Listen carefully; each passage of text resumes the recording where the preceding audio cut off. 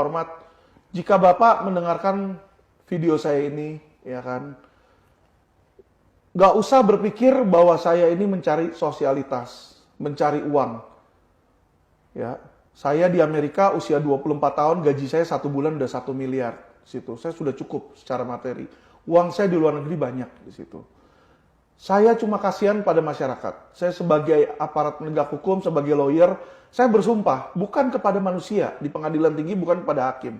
Tapi saya bersumpah kepada Tuhan di situ bahwa saya akan membela masyarakat yang tertindas. Jadi setiap kata-kata keras yang saya lakukan, bukan karena saya benci sama Polri, tapi saya frustasi, saya kecewa, ya kan? Karena kenapa? Kewenangan untuk menahan penjahat, kewenangan untuk menyita aset, bukan kewenangan saya sebagai lawyer.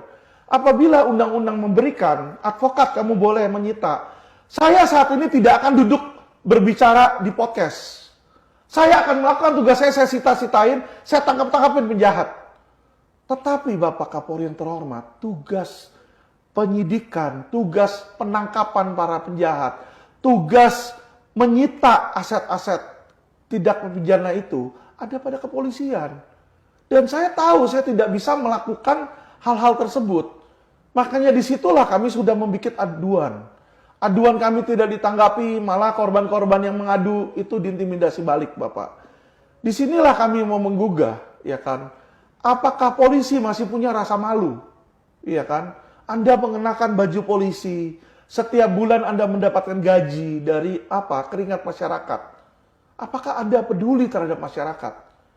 Ya, saya Bapak Kapolri, kalau Bapak berpikir bahwa saya mau mencemarkan nama baik Bapak atau polisi-polisi lain berpikir seperti itu, ya kan? Saya buat janji saya kepada Bapak.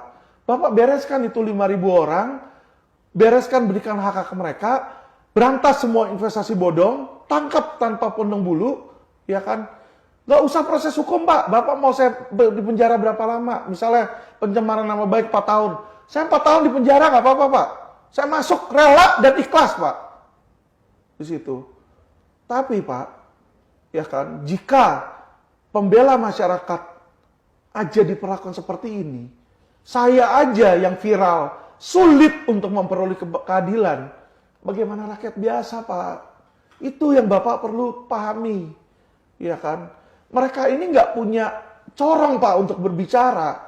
Mereka pun cuma bisa punya nangis, stres, bunuh diri, gantung diri, minum disinfektan, macam-macam itu. Kasihan, Pak, masyarakat, Pak. Ya, saya menggugah. Kenapa saya bilang seperti ini?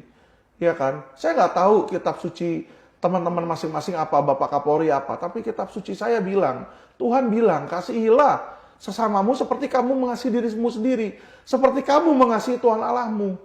Jadi kalau Bapak Kapolri mengembankan tugas dan sayang pada Tuhan, sayang nih masyarakat ini. Masyarakat inilah yang membuat Bapak tuh terpilih menjadi Kapolri. Yang membuat Presiden terpilih menjadi Presiden. Jadi kalau Anda sudah kehilangan hati nurani di situ, ya kan? Lalu apalah gunanya jabatan Kapolri? Ketika nanti kita meninggal dipanggil sama Tuhan, Tuhan nggak akan melihat Listio Sigit Kapolri, tidak. Listio Sigit, perbuatan baik apa yang kamu lakukan? Perbuatan jahat apa yang kamu lakukan? Disitulah kita diadili secara adil. Bukan pengadilan di dunia yang bisa disogok, Pak. Tuhan tidak akan bisa disogok nanti. Jadi saya mohon kepada Bapak Kapolri, selama Bapak menjadi Kapolri, takutlah akan Tuhan. Jangan takut kepada siapa yang mengangkat siapa saingan politik Anda. Lakukan, masyarakat bisa lihat. Ketika Anda baik dan mengasihi masyarakat, masyarakat akan mendukung Bapak. Itu saja, Pak, yang saya ingin sampaikan.